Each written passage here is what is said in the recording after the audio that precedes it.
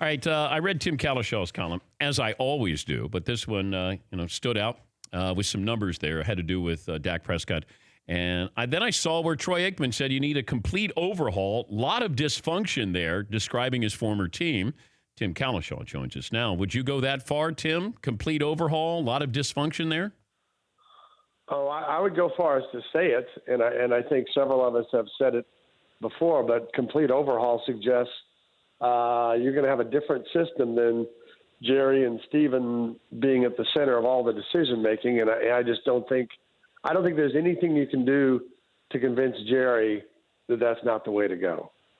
Doesn't matter how long it goes between Super Bowls, he still is going to believe that his system works. So Troy saying it has a lot of impact because that was a pretty obvious rip of Jerry Jones and the way he manages this team. But I don't think it's going to change anything. If you're a Dallas fan, and here we are at the halfway point, what numbers can you point out that would give hope to maybe turning this around? Oh, hope. I didn't know we were going to go with hope this early. That's kind of a trick. I didn't want to skew negative, early, but yes. Well, Amari was 5 for 58. How's that? That's hope. Hope for a brighter day. I mean, there isn't a lot.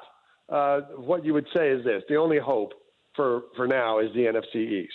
And if you can convince yourself, hey, go beat the Eagles. You're both 4-5. The Redskins just put half their offense on injured reserve. You're fundamentally tied for first, and you can play Washington again to take care of them. So if you can believe, now the Cowboys play the Eagles twice in the next 5 games, so they would have to sweep them really to make this hope work. But all the numbers about the team, about Dak, about the offensive line, Zeke, they all stink. Those are not numbers of hope. If I said to Dallas fans, you can have your team at 8-8 or 5-11, and at 5-11, you're getting a new coach. Well, they would take the 5-11, but I don't think you have to go that far. I mean, I think if they are not in the playoffs, Jerry Jones will make that change. And you just talked about him giving a vote of confidence to Dak. He's not really giving a vote of confidence to Jason Garrett and the staff. He's just saying, I'm not making any changes during the season. He doesn't go beyond that. So I think 7-9, I think 8-8, if you miss the playoffs, probably isn't good enough either. But definitely to your question, fans, we talked about this yesterday on the radio. I don't think they've ever had a coach as disliked. The Cowboys have never had a coach as disliked as Jason Garrett. Wade Phillips wasn't disliked like that. Switzer at the end was kind of thought of as a joke. But nobody is, I mean, they saw him on Dodger Stadium and people went nuts. I know. So, I mean, they want him off their screens now. Is this an attractive job? Like if I said you could have the Cowboys job, current regime in place, or you could be the head coach of the Cleveland Browns? If I'm Lincoln Riley and I wanted to go to the NFL, which I don't know that he does, but let's say I do, and I have to look at those two, I would have to lean toward Cleveland. Wow. Because I would have to lean toward John Dorsey being a proven GM, and they have had some good draft picks, and I got Baker Mayfield, or working with Jerry, working with Steven, and working with Dak Prescott. And right now I think Dak Prescott is a very big unknown at best. And I thought it was funny in the broadcast Monday night, both him and Mariota, they talked a lot about Mariota has to stop making these plays. He's in his 4th year. Dak's in his 3rd year. They're not going to just suddenly stop doing dumb things and making these mistakes and missing open receivers. That's kind of who they are. So I would lean toward Cleveland. That's crazy to say, but given those parameters and those quarterbacks, I think that's the more attractive job. Why did Jerry blurt out that he's extending Dak Prescott? Like, why do that now? Yeah, there's no need to do that. Jerry's one of those people who tries to diffuse an argument by saying more than you think he's going to, and wow, he's really emphatic on this. We'll back off, and instead he just starts a new discussion. He's extending Dak they're already making that decision.